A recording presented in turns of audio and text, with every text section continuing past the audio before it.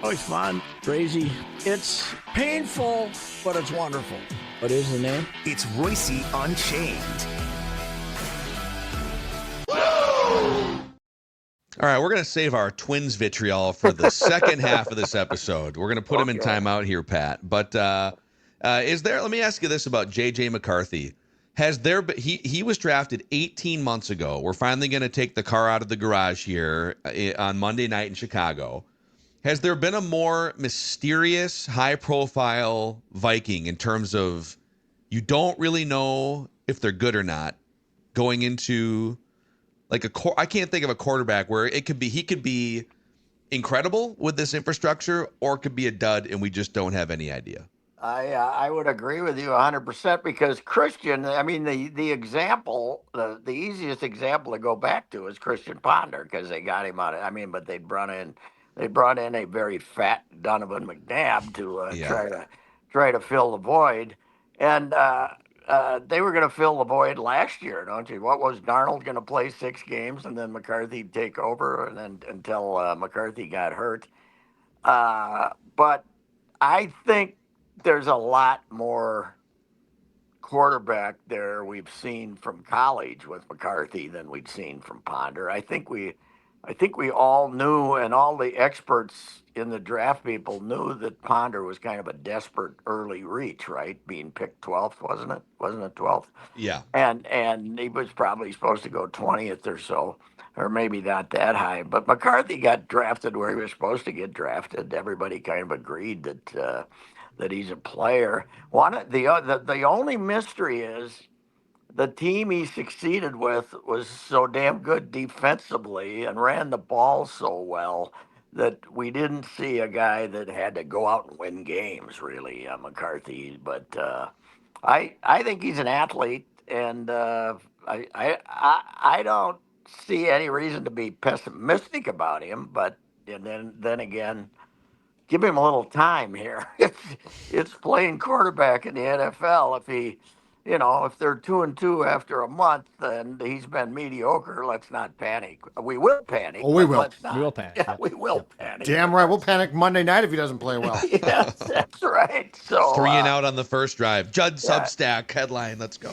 Yeah, but let's remember. I mean, if he comes out and starts throwing the ball around like Caleb Williams did early last year, then we'll be a little, because the receiver would be running 12 yards down the line and he'd throw it 25 yards and stuff. He'd miss him by 8-10 yards. We'd be a little nervous. But we really, what bothers me is, and I guess because he got hurt last year and it's become the whole deal, but why not play him for 3 quarters in the preseason and let him, let's see him here. But they just don't do it that way anymore. So, I would have liked to see him play a quarter in each of the 3 exhibition games, but he only played 7 plays, something like that. What was it, Judd? 10 plays? It was like an 11-play drive or something. Yeah, right? Like that. But and we're trying to draw conclusions from that. It's a completely different world, and they would actually rather not show these people to the public than give them any hint as to what's going on. They think if they, not only could he get hurt, but he might show a flaw to the opposition. We'd rather do it in silence out here and quiet with the playing with the Patriots in a controlled situation, and it's kind of on it. But what bothers me the most about this NFL season is what are we waiting for? Let's play for why 2.5 weeks between games here, for God's sakes?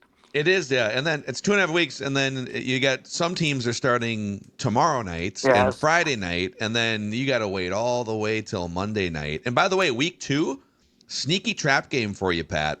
It's the Falcons at home. But the Falcons play a noon Sunday game. They get an extra day and a half to prep, rest, to get their bodies and minds right, to come into U.S. Bank Stadium. And they got, if Penix stinks it out in the opener, are we going to play our old guy? Are they going to make a quick switch back to Kirk? That's a story everybody's going to try to write before they play the Vikings. But I got a hunch open book Kirky won't be an open book before that game. I might be wrong, but he's got to be verklempt, as they say, doesn't he? Isn't it kind of Not crazy that he's starting. still on that team? Yes, it is. It's I don't get it. Well, it was crazy from the day they drafted Penix. It was like I was, watching that draft, and Arthur Blank is standing there with the blankest look on his face you've ever seen, and the guy's got to come over and explain to him why they drafted a quarterback. So I don't know. It's one of the it is one of the zaniest things of all time.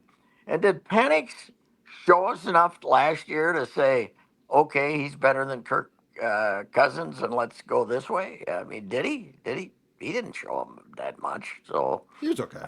I mean, yeah, he was okay. I But think once they drafted him, he was destined to have to play fairly soon.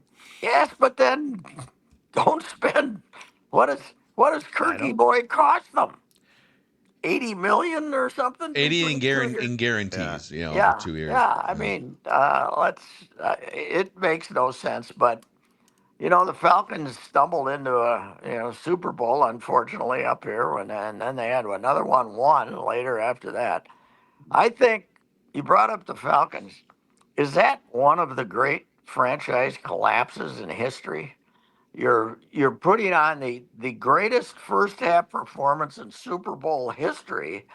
You lose, and it starts a 5-year collapse. It was unbelievable what happened to that franchise after they, at halftime we're all chuckling at Belichick and Brady getting their asses kicked, and Oh, and we're then it chuckling at comes Bill again. and then it comes back in his greatest moment. Yes, we are chuckling at Bill again. Yeah. If So, if you would have said during that 28-3 lead second half of the Super Bowl that they will make the playoffs once over the next like 9 seasons, and Matt Ryan's going to be wearing a Colts uniform in 2 years and a CBS jacket in 4. yes, yeah, Dan Quinn's yeah. going to get fired in 2 years. Yeah. Yeah, I don't even. They've how many coaches have they gone through? They They fired had they fired the genius, right? The book Arthur Smith. Arthur Arthur Smith. Smith, who was looked like a history teacher in junior high, and who had a weight problem, and and you know and they fired him. I don't even know who's coaching them anymore. Do you? Raheem Morris. Oh, that's right. Yeah. Year Yeah. 2 of the Raheem Morris regime. Anyway, the Vikings, yeah. Anticipation, huge, because it's a yeah. mystery. The quarterback's a mystery. And you get right out of the gate too. You get Packers versus Lions week 1 too. Yes. So we are wasting no time in the NFC North, just getting it on here. And the Bears are a mystery too. You're playing the Bears, and have they really given this guy this quarterback enough to do it, or is he going to have his life in danger again next year and be throwing, an incredible number of? I mean, he's an unbelievable athlete, but is this, is this is what happens when you play for the first time? I guess when you have a bad. What did he get sacked? 50 sometimes, right? 68 times he got sacked last year. They gave him a Led new the offensive NFL. line, but I don't know. He's going to get rid of the ball on time enough now. Yeah, that's what we're gonna. There's no excuses now if they actually block for you. So but we were trained for what 20 years to have them go down to Soldier Field and stink it out, but now the Bears are the ones that never achieve what they're supposed to achieve. So I kind of like the local team on Monday. I like the Vikings. I think. Hey, what's the anticipation? So, back to your point about the excitement for the Vikings, this is the most excited the Vikings have been since when? 2009 for the season to start. But of course, that was Favre came in training camp. Yes, right. Or after training camp. So, when's the last time there was this much anticipation for the start of a season? 18? Well, I don't know. Maybe did Zim? I mean, Zim did. I think there was a lot of anticipation until us the guy. Phil and I were out at the state fair, and told us on Saturday morning that Teddy Bridgewater damn near died on the practice field. Remember that? Yeah. That was at the state. I mean, that team everybody was pretty optimistic about because we loved Yeah. Teddy, right? And they had just won 11 games the year before. Teddy looked great in the preseason, if I remember, too. He was Chargers game. slinging it around. U.S. Bank Stadium, the first game they played there, he looked Was phenomenal. that? Oh, man. Yeah, yeah. I mean, we thought Teddy was gonna. Teddy got a job. Didn't I see the other day? He back up some Tampa. damn place. He Yeah. was gonna coach high school football or something, and then he got a job. Well, he was a great. He had some success, and then he was helping kids with resources and literally like providing these kids in these bad communities with shaky family situations, rides to practice and different things, and they kicked him out. He was such a guy. He was such a nice guy. He made me nervous. What are you covering up for there, Ted? NFL players shouldn't be that nice a guy. He made me nervous, But What are you hiding there, Theodore? I mean, I think there's always pessimism, but I mean optimism. But now you're 14-3, and you're coming off that, and you think you got your quarterback. Did the public ever hear get 80% in on Kirk? Wow. First year, I think there were moments. There were moments. The first year they were. The first 2 months of the first season, he was throwing darts all over. When he hit Adam Thielen in overtime at New Orleans in a playoff game for a dagger, I think, okay, people. There were definitely moments where 80% of people bought in. Yeah, I was never one. I mean, and let's face it, he changed his image a lot by doing the Netflix thing. But everybody thought what a nice guy he is. I wouldn't. Yeah, but then he might have changed it again by doing it a second time. Yeah, that's right. I guess he was. I don't watch him, but I I guess he was bitter the second time. But it's now. What are they paying him? Full tariff, right? So they owe him. It's the $80 million guaranteed-ish, somewhere in there, or like 80 or 90. So they're going to pay him for 2 years at big time starter money, and then I think after this year the guarantees run out, so they can just kind of be done with it. Has any team ever started a season with a $40 million quarterback on the bench? I mean, I'm sure it's happened during the course of a season when a guy was stinking it out. I mean, not $40 million, but a really highly paid quarterback when he was stinking it out, and they made a switch. But nobody's ever done this. Nobody's ever. The closest you would say, and it's a different scenario, is when, and it's not the same money, but when the Seahawks signed Matt Flynn to a free agent contract, and Russell Wilson beat him out in training camp as a third round pick, right? Yeah, and they didn't. So the Seahawks never even started with the Matt Flynn era. No, didn't they cut him during the year? He went back to the Packers, and I think eventually started a couple games when Rodgers was hurt. Yeah, that was He threw 6 touchdowns in the last game of the season against the Lions, and it landed him a big free agent contract. Let's sign him. So here's here's what I think. Hey, Patrick. Yeah. Here's what I think the Kirk thing is. I think they're afraid that Penix, because he has a history in college of being hurt a lot.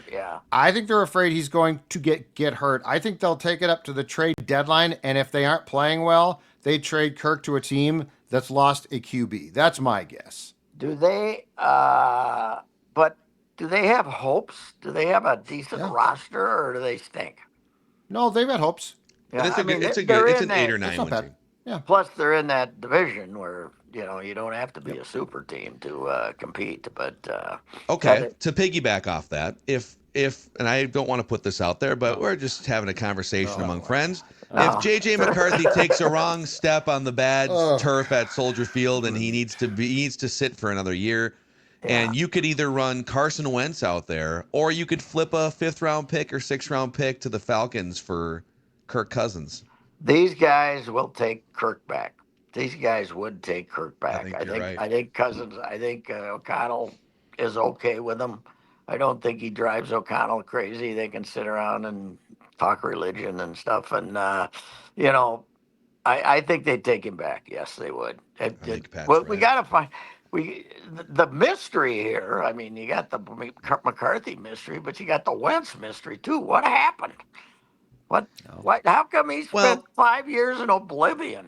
You know? yeah, well, he's not good anymore, like on a starter level. But I think my interpretation was that he was looking for maybe a better Starting percentage job. chance to steal a starter job.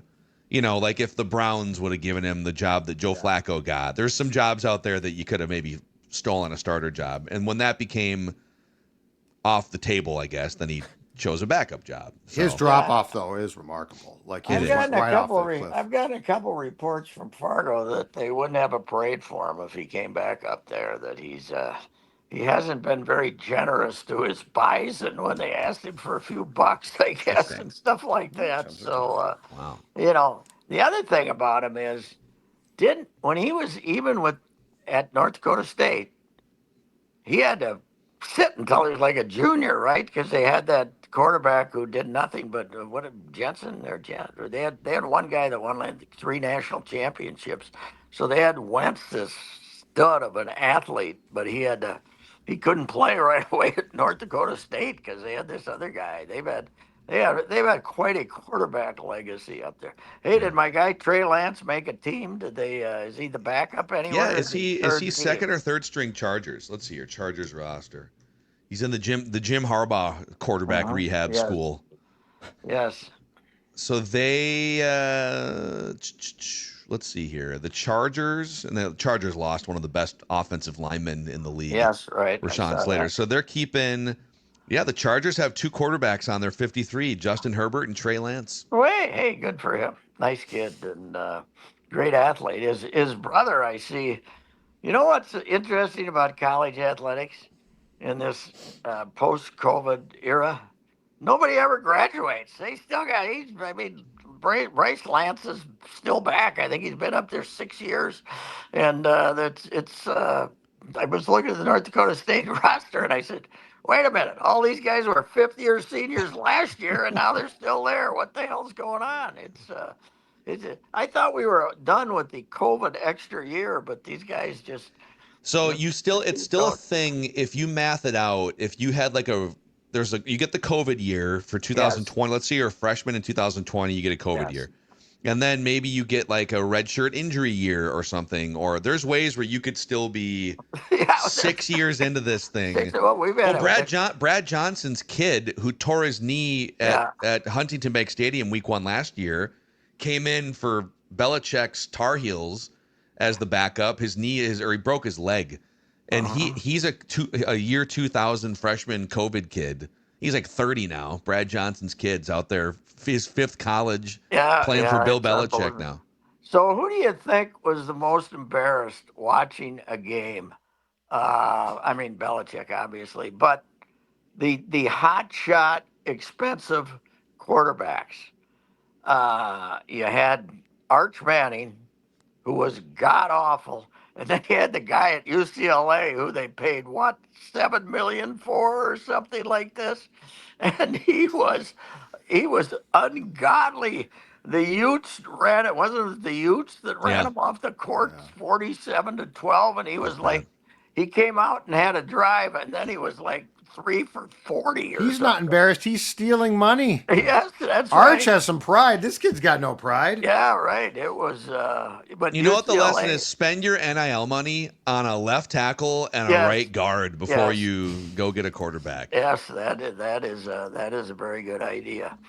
Phil Miller, Mr. Ute, was very proud of that performance. I saw him last night because he's a dyed-in-the-wool Utes fan and dreaming of Rose Bowl after they humiliate. Of course, you don't dream of Rose Bowl anymore. You dream of the playoffs. So, which is another way of saying the Twins season has gotten to a point where you're talking about Utah college football in the press box now.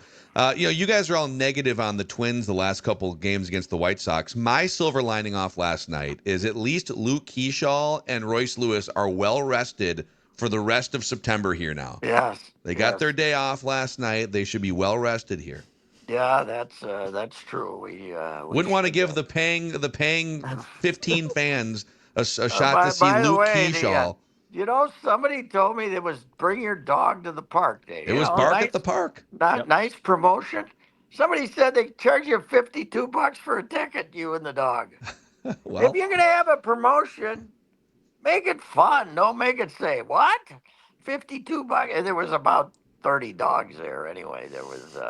It's gonna be those Yankees are gonna come to town in a couple of weeks and say, huh? What the, 8,000 people for us? We're the Yankees, for goodness sakes. It's yeah. yeah, it's It was the also Whiteys. bring a random reliever to work night last night. Yes, Noah Davis, according to Aaron Gleeman, now has the highest earned run average of any pitcher in Major League history with at least 60 innings pitched since 1890. So we saw really. history last night. And that's not all with the Twins. He's been pathetic other places then too, right? Yeah, he's been pathetic in Colorado and also with the Dodgers. So Yes. Well, I didn't stick around for Noah Davis. I was there for. Thomas Hatch was enough for me. Okay, old Tommy had the I Hatch gave man. it up. Gonna Yeah, hatch a it's crooked number here. it's the mighty Whiteys are playing with some pride right now. We could still finish 15th. We're about 10 ahead of them. I think about 10 games It's a ahead little of them. more. It's going to be very tough. Hey, by the way, Patrick, we have found the equivalent. I think we have the worst base runner in Twins history since Disco Dan, Austin Martin. Yes. What's he? He's terrible. He thinks he's. I think he is overrating his speed a little sometimes, and yeah, he is. Yeah, but then again, they had another guy who made a classic bonehead base running play a couple days ago too. So let's not put it all on him. Might have been Austin Martin. I mean, tagging up on a medium depth fly ball left field from second. Now, I think he thought the throw was going through. Yes. In fairness, but yeah. But maybe when you're yeah, that was not good. It's I'm hearing rumors that the Rock could be in trouble. I mean, it shouldn't be shocking if that's the case. They got to do something. Yeah, well, that would be it. They'd have to do something. And you know what? They picked up his option. He gets paid for next year. Yeah, Gets to go back to Providence with the 3 kids. They're driving him crazy, but he'll be there. And about halfway through the year, next year, somebody will fire a manager and he'll get a job. So I'm sure it wouldn't be if they traded if the strength of my team was the bullpen and they traded my 5 top relievers, I wouldn't mind if they fired me. That would be fine with me. You want to pay me like $3 million to go hang out with my family for a minute while I reevaluate? Or travel, go watch fish. He could go on Thad Levine's podcast. Yes, he could. You guys probably got it too, the message or the email or something from Thad plugging his podcast, whatever it is. That's America needs one of those. That good luck to new podcast. He might be good. I think Thad is a Pat very ironically funny, says. it's a funny guy, but it sounds like too serious of a topic. It's like inside management of various sports businesses or something. I don't know. I don't care. Whatever the topic. I did say there was a highlight. Last night I went to the game, and Steve Stone sat down next to me before the game. He was there 2 hours earlier, and he basically told me, his stories for about 30 minutes, including, he asked, "What did you think of Earl Weaver?" I said, "I loved him." He said, "I hated him." He was his manager, and he was telling me why he hated him. And then we had a debate. He said, "Are you still working on?" I said, "Yeah." He said, "What are you going to do?" I said, "I'm probably going to keep working because there's nothing for me to do." He says, so we started arguing about who was less handy, like to do something around the house or do something. And his comment, I'm going to say this, his comment was, I said, "I can't do it. I can't pound in a nail. I got to call an electrician when a light bulb goes out, And he said, just like me, he said, "But I got an excuse. I'm a Jew." He said, he can't. he's not handy. And I Old said, well, Steve Stone. he says, I'm a Jew. That's me. That's why I'm not handy. And I said, well, I'd make a good Jew then because I'm not handy either. So we had a very fun How old is he? conversation. Is Steve Stone? Is Well, he? Are you God, guys the same age? nah, I don't think he's as old as me, but he's probably 70. He's got to be in his 70s, right? He just signed So a new 78. he just 78. signed a new 5-year contract with the Whiteys. Wow. And if he's going to stay with this guy, he's gonna be 106 when his 5-year contract's up. He's going to be 106.